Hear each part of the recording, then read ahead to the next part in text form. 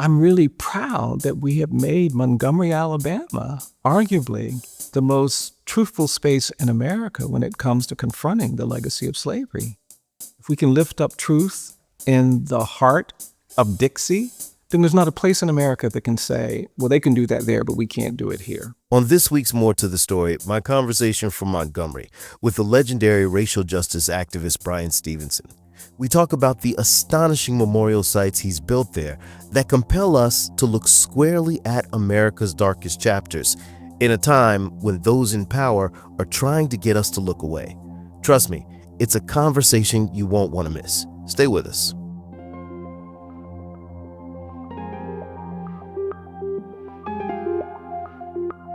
Bryan, thanks so much for taking the time to talk to me today. Absolutely. You know, I consider myself a Southerner. And when I got off the plane here, the humidity gave me a warm hug. And I felt like I am home. Yeah. I am home. I am home. But I also was thinking on the drive to the hotel, you know, what a contradiction that is in a lot of ways. Being a Black man who was raised in the South and all the experiences that come with being a young Black man being raised in the South. But then also feeling like when I am here, that this is home. Yeah. That like when I talk to my friends in California about things that I've experienced, I can tell that they don't 100% believe me. Yeah, right. Because some of it is so insane. Yeah. When I think about the memorial and the legacy sites that you have built here, it feels almost impossible or a miracle. If you had asked me, a young man growing up in Jacksonville, Florida, that was supposed to go to Nathan Bedford Forrest High School, if I ever thought that there would be something like this anywhere in the South, I would have told you you're absolutely crazy. Yeah. So I guess my question is, how did you make what has happened here in Montgomery happen? The legacy sites and the memorial, like, how did that happen?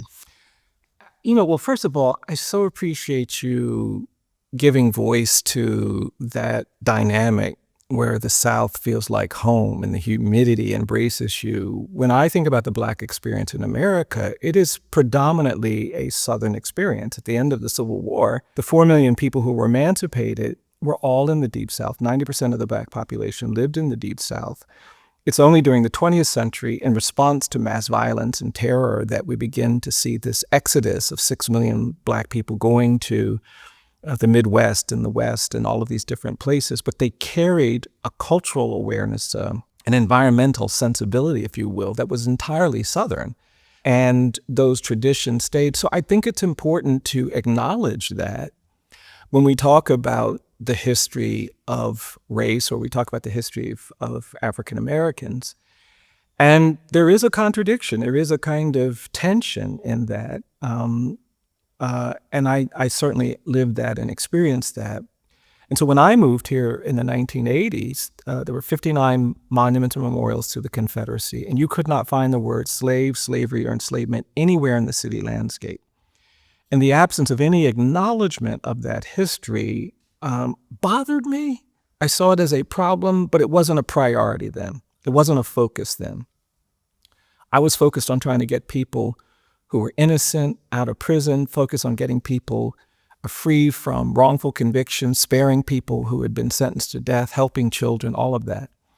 And then probably about 15 years ago, I remember a really fitful night trying to sleep and waking up, and I began to worry we were moving into an era where we might not be able to win Brown versus Board of Education. And today, I'm quite heartbroken that we probably would not win Brown versus Board of Education. I don't think our court today would do something that disruptive on behalf of a disfavored group of people. And what that just made me realize is that we were going to have to get outside the courts and change the narrative environment to make it possible to restore a priority, a primary commitment to the rule of law and protecting the marginalized, the vulnerable, which is what I'd been trying to do my whole career. And in thinking about how we change the narrative environment, confronting the legacy of race in the absence of any honest discourse about race just rose to the top. And it was a gradual process. I'd gone to the Apartheid Museum in South Africa and saw a powerful cultural institution that did not shy away from the horrors of apartheid. They have two entrances. One says white, one says colored. You buy a ticket. You have to go through the door that corresponds to your ticket. There was a room in there with nooses hanging from the ceiling. And I just remember thinking, we don't have any institutions in America like that. Then I went to Berlin and saw a cultural landscape that was so intent on reckoning with the history of the Holocaust. You can't go 200 meters in Berlin without seeing monuments and memorials and stones. The Stapelstein are everywhere, and the absence of any kind of iconography. There are no Adolf Hitler statues in Berlin. There's no monuments to the perpetrators of the Holocaust. There's a commitment to teaching people about the Holocaust. You can't graduate from high school without a demonstrated knowledge of the Holocaust. And the absence of that in America really began to kind of influence the way I thought we needed to create a new landscape. I mean, Germany was the villain of the 20th century, and now they're our most trusted, or one of our most trusted allies. And so to me, it was a path to redemption that we just had not taken up. Now, of course, a black majority took over in South Africa, so there was a change in power. The Nazis lost the war, change in power, and there really hasn't been a change of power in this country. So we knew we were going to have to take it on, and we just did it incrementally. We first put up markers in the city that just acknowledged the history of slavery in Montgomery. We began identifying the buildings and the streets where people were being trafficked. And that generated such a powerful emotional response, particularly in the Black community. When we put up our first marker, people came out and were literally weeping. And it impressed me, the power that had. And then we decided, after we did the research about lynching, to put up markers at lynching spaces and saw power there. And that's when we made the decision to create the National Memorial. And of course, you can't understand this history of lynching and terror violence without understanding slavery and the legacy of slavery. And so then we built the Legacy Museum, and now we have these 4 sites. And it's just taken intentionality. We see them as narrative spaces. We're trying to tell a story about America. We don't see these as Black museums. We see these as American museums that focus on the history of race, because obviously Black people didn't lynch themselves. They didn't enslave themselves. This is an American story that needs to be understood. And it's been fascinating to get where we are now. And I didn't fully see it. You said somebody had asked you, would there be a place like this when you were young? If somebody had asked me 10 years ago, I would have said, not likely, not possible. But now I'm really proud that we have made Montgomery, Alabama, arguably the most truthful space in America when it comes to confronting the legacy of slavery and the legacy of lynching. This was once and was acknowledged as the cradle of the Confederacy. And what excites me about doing something like this here, if we can lift up truth in the cradle of the Confederacy, if we can lift up truth in the heart of Dixie, then there's not a place in America that can say, well, they can do that there, but we can't do it here. And to me, that is the power of creating a new cultural landscape in a city like Montgomery. I've done a lot of research in the past about lynching, and I think I came into it because I started researching Ida B. Wells. Yeah. And once you start researching her, like, it just kind of cracks it all open. Before I came here for the first time, I thought I understood how many lynchings had happened in America. I had a book that, categorized a lot of the lynchings in America. And then I came here and I was just, the only word I can put to it is overwhelmed at the amount of people who have been lynched in this country. Yeah.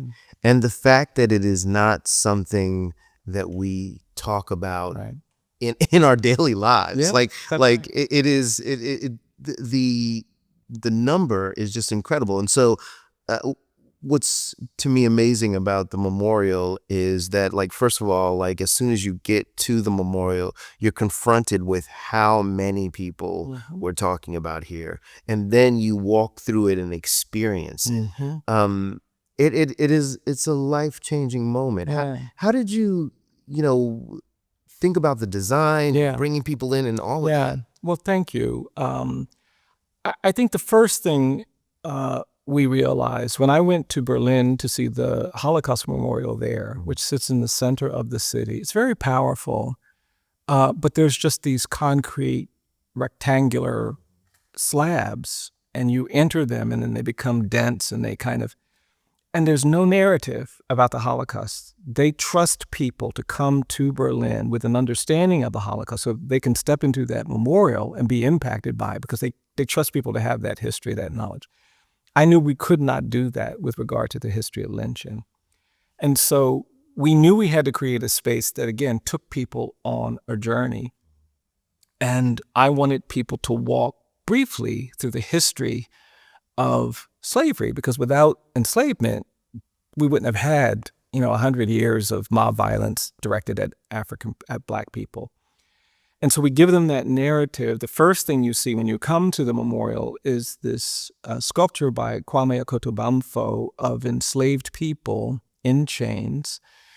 And what was important to me about that was it depicts the brutality of slavery, but it also depicts the humanity of the enslaved. There's a mother holding her child while she's reaching for the man in front of her. The memorial square was important because, I wanted something that represented people. Most people in this country can't name a single Black person who was lynched between 1877 and 1950. Just say, name one. They can't do it. That's how little we've talked about this history. And so for that first quarter, I wanted people to kind of see the names, to see the lives, and to see the dates. Our legal system is organized by counties. Our criminal justice system, our public safety system is organized by counties. And that was the reason why we organized the memorial county by county. And some counties have dozens of lynchings. Some counties have 2 or 3. But to get that orientation that we're talking about people at the first level is important. And then we begin to elevate the monuments, because the truth is that lynching in America could have been done in darkness. It could have been done where the bodies were immediately buried under the ground, where you didn't see much evidence of it. But their intention wasn't just to kill people. Their intention was to terrorize Black people, to torment, to taunt, to force Black people to commit to and submit to racial hierarchy and Jim Crow. And so these bodies would be left hanging from trees and hanging from telephone poles and hanging from high structures, sometimes for days. The family would come and try to cut the body down, and they wouldn't let them. They would take bodies sometimes through Black neighborhoods and force people out on the steps to witness this brutality.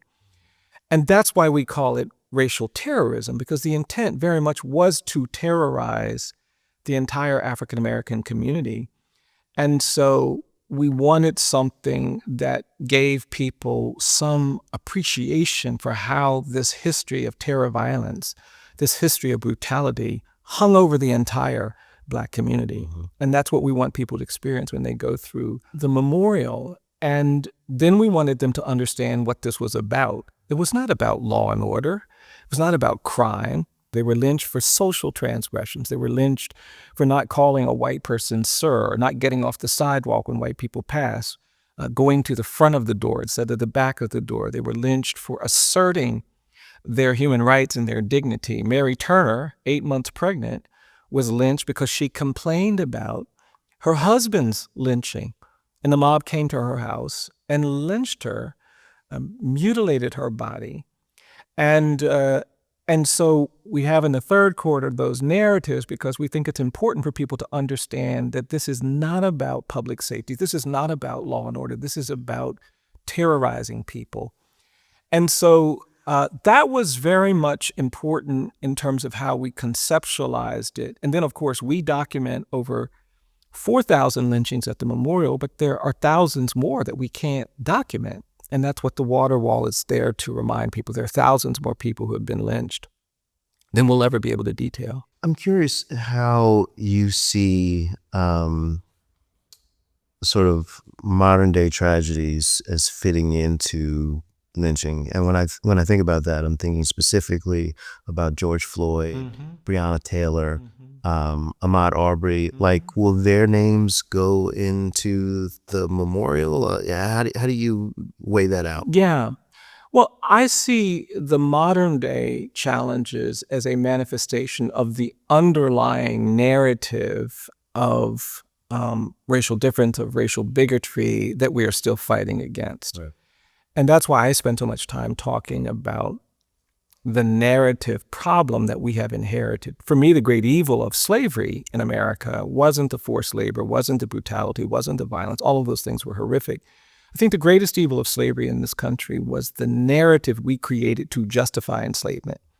Because people who enslaved other people didn't want to think of themselves as immoral or indecent or unchristian. And how do you think of yourself as moral and decent when you're pulling a mother away from her screaming children, knowing that that mother will never see those children again because you're treating her as property?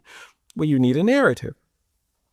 And in this country, a false narrative was created where it was said that Black people are not as good as white people. Black people are less capable, less worthy, less decent, more dangerous, need more control. And that narrative is what sustained slavery for 246 years. And it's the reason why the Civil War ended chattel slavery, but did not end the torment and terror that Black people faced. I often argue that the North won the Civil War, but the South won the narrative war, because those ideas of racial hierarchy, of white supremacy, continued after the Civil War. And that's what creates this century of terror violence. And so if somebody's being lynched because they didn't say the word sir, that's about this narrative that says you have to challenge anybody who asserts this.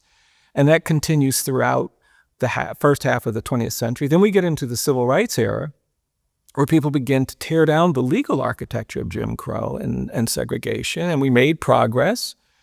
I'm a product of that progress. But that narrative, it still continued. And that's what I see as connecting the murder of George Floyd, the murder of Ahmaud Arbery, the murder of Breonna Taylor, and so many other people to this history.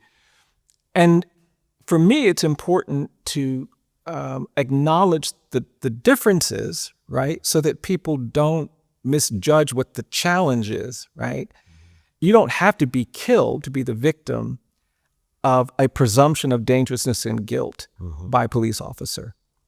And so if we just focus on the killing without focusing on the presumption of dangerousness and guilt that still gets assigned to Black and brown people in this country because of this history, we're not going to get where we need to go. Right. I've had police pull me out of my car, point guns at me, and threaten to blow my brains out. That shouldn't happen any more than what happened to Ahmaud Arbery happening, which is why in this contemporary moment, I want to call that a consequence of this narrative struggle that we have yet to win.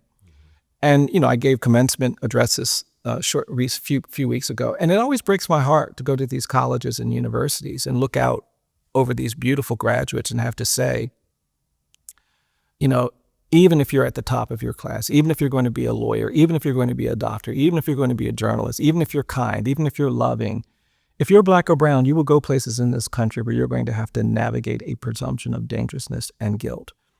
And because I'm getting older, I can tell you that when you have to constantly navigate a presumption of dangerousness and guilt, when the burden is on you, when you're stopped by the police to have to make sure that you come out of that safely, when you have to keep confronting presumptions of incompetence because of your color, it's exhausting. I mean, 6 million Black people fled the American South during the first half of the 20th century. We have a wealth gap in America today. Yeah. Rooted in this forced exodus of millions of Black people, some of whom left land that they own. Yeah. So they couldn't give wealth to their children and grandchildren because of terror violence. That's a consequence of lynching. It's interesting that you bring that up, because I think a lot about the quote unquote Great Migration. Mm-hmm. And when I was in school, it was taught to me like, you know, oh, Black people are leaving for better opportunities. And I believed that for a very long time, until, you know, Isabel Wilkerson's book came out. Yeah. And then it shifted the way I looked at everything. Yeah. But I feel like we are moving back into that space where history is being rewritten and forgotten intentionally. Absolutely. And so kids in school, like in my home state of Florida, they have changed the narrative, and now kids in school are being taught things like slavery benefited some of the enslaved people. Yeah. It feels like we move forward, Yeah. and then we move back 5 steps. Yeah. Well, we are in the midst of a narrative struggle. That is, I think, the challenge that our generation must confront. And I really want to try to bring that into focus for people, because if we don't understand that that's what we're now contending with, we're going to not make the progress that we need to make. When you're enslaved, you have to focus on freedom. I can't blame our enslaved ancestors for not worrying about narratives. Frederick Douglass and others were trying to do that. Booker T. Washington, W.E.B. Du Bois. But when you're enslaved, you have to focus on freedom. When you're being terrorized and lynched, you have to focus on security. Mm-hmm. It's only when you get to a level of security that you can then focus on civil rights, which is what people did in the 1950s and 60s, the right to vote, the right to be treated fairly and equally. But here in the 21st century, we're in a narrative struggle. We have to now fight to correct the historic record, to have an honest accounting of what happened to our parents and grandparents and their parents, because without an honest accounting, we will not make it to the next step. And the next step for me is repair, it's reconciliation, it's restoration, it's recovery from. It's what you see happening in Germany, what you see happening in other places where there's been transitional justice. And yeah, we have to really see the kind of manipulation of these historical narratives as big a threat to the future of a healthy America, a healthy community, a healthy nation, as Jim Crow laws were, as lynching was, as enslavement was. And the difficulty we have, as I said earlier, is that we have to do it without the kind of power you typically have when you're kind of writing the story.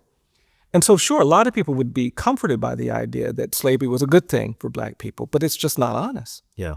It's just dishonest. And there were 13 million victims of a violent crime, kidnapping, that were on the continent of Africa. And then on top of being kidnapped, they were trafficked, and then they were enslaved, and then they were brutalized, and then they were subjected to all of these things.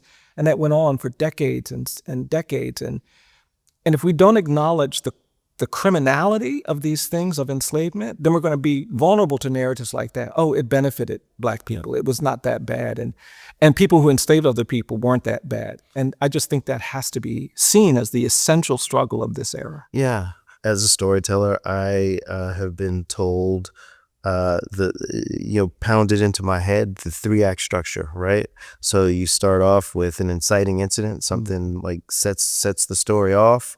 You move into the beginning of the second act, and our hero is on the journey. The second act complicates everything. It gets harder. You don't know how the hero is going to win. And then the third act is the hero wins, right? Like, that's the structure that we all have. Yeah. And I think that structure works against us when we are talking about the struggle for civil rights and justice. That's right. Because it tells us that there is an end. Yes. And like when I come here all the time, it's a reminder to me that there is no end. That's right. That the story is never ending. Yeah. And the fight for justice is going to keep going. Like, we're never going to get to a place where we can say, like, this is done. We have handled this. Because the forces that are against, peace and justice, because there's always going to be an opposite. Sure. That opposite is going to continue fighting. Sure. No, that's absolutely true. I mean, just look at America 5 years ago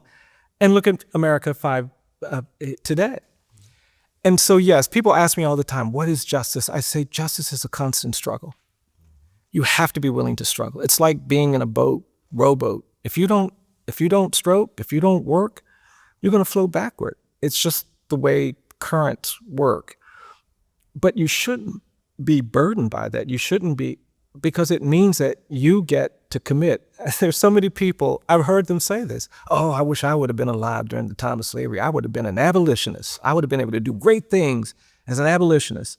Oh, I wish I could have been working with Ida B. Wells. I would have been an anti-lynching crusader. Man, I wish I could have been on the Edmund Pettus Bridge with Dr. King in 1965. I would have been marching right there. Well, if you're alive in 2026, you have the same opportunity as the abolitionists of the 19th century, as the anti-lynching crusaders at the first half of the 20th century, as the civil rights movement, to stand up and say the things that need to be done, to do the things that need to be done, to struggle for justice. And your children will have that opportunity. And the nature of the issues may shift. They may change. I mean, nobody was talking about climate change in the way that we need to be talking about it today. Nobody was talking about the plight of people who are undocumented the way we have to be talking about that today. Nobody was talking about gender violence and a whole host of things that we now need to talk about when we talk about justice work. So that will always be with us. But rather than seeing that as a burden, I see that as an opportunity to never get to the point where you can't be required to do justice and love mercy, just like your foreparents. Yeah, yeah. We are coming up on the anniversary of America's birth. What does that mean to you? You know, I've been thinking about this a lot more because I've been thinking just about my own identity in this weird way. Because as you get older, you just start thinking about it. Like the first half of my life, I never talked about my grandparents. I never talked about my great-grandparents who were all enslaved. But now I find myself talking about them more and more. And if I take a DNA test, you know, I show up in about like 18 different countries in Africa. I don't have an identity that I can articulate on the African continent. I'm a descendant of African people. And what it's made me realize is that I'm an American. Yeah. It's the only identity I can claim. It's the only identity I have. And so I'm going to fight for my identity as an American. And I'm not going to let somebody tell me that I'm less of an American or I'm a marginal American or I'm some other kind of deficient American. I feel like I am an essential American. And as I understand the history of this country more clearly, it's my enslaved foreparents that built this country in this South. It's our labor that created the wealth, that created the opportunities, that created the industry, that created it's our efforts that created the success in the 20th century. And I'm proud of that commitment despite all of the obstacles. At the same time, I feel like I am increasingly obligated to protect and defend those who've come before me. And so what I think about as I think about the 250th anniversary is I think about having to represent the 10 million Black people who were enslaved for 246 years when people try to eliminate their narratives, erase their histories, minimize their struggle, take away their stories. I feel an obligation to represent the immense suffering and constant sorrow that they endured. I feel a need to represent the millions of Black people who had to deal with terror violence, mob violence, and lawlessness throughout the first half of the 20th century, who left this region to go to Chicago and Cleveland and Detroit, where they weren't embraced. They were put in the equivalent of refugee camps on the south side of Chicago and East St. Louis and South Central LA and Oakland. I feel a need to represent the people who came before me in this community, who would put on their Sunday best and go places to push for the right to vote and get beaten and battered and bloodied, go home and wipe the blood off, change the clothes and go back and do it again. I feel the need to represent their strength, their character, their struggle, and not let anybody minimize it, take it away, censor it, eliminate it. And that is the 250th anniversary moment that I am having, which is that I have to be even more committed to lifting up the honest truth of our history, to lifting up the people, because they lifted me up. It was their courage that made it possible for me to get to that public school, to get to college, to get to law school. I never met a lawyer when I got to Harvard Law School. All of my classmates were talking about how they were the sons and daughters of grandsons and granddaughters of lawyers. I realized not only was I not related to, I'd never even met one. And at first, I felt diminished. And I remember calling my mom, said, "Mom, I don't think I belong in this law school." And my mom said, "What are you talking about?" She said, "You belong wherever you go." She said, "You're the smartest person in the world. You can do anything you want to do. Now you tell those kids why you're really at that law school." And I went back and told some of them, I said, "I'm at this law school because my great-grandfather, who was enslaved in Caroline County, Virginia, learned to read, even though it was against the law for people who were enslaved to learn to read or write. He risked his life to learn to read, In the 1850s, he didn't know a civil war was coming the next decade, but he had a hope of freedom so powerful, he was willing to risk his life to learn to read. He was way more courageous than I am showing up at Harvard Law School. I didn't have to worry about being arrested or killed by trying to get a law degree. And then you start to realize that, yes, there's this history of trauma and violence and pain and suffering that we have to manage, but there's this history of resilience and strength and character and love and tenacity. And that's when I feel like, we got this. We're going to do something here. I feel that's the way I feel. I mean, I feel like, even as I'm getting older, I have a lot more to do. Can do, will do, hope to do. God gives me grace. But that is, I think, what I hope this moment becomes, is a moment of reckoning with the work that lies ahead. I want, when we get to the 300th anniversary, to be able to imagine something better. I want the people coming after me to talk at the 300th anniversary differently than I'm talking now. That's got to be the hope. Yeah. Bryan Stevenson, thank you so much for your time. Of course. Yes, thank you.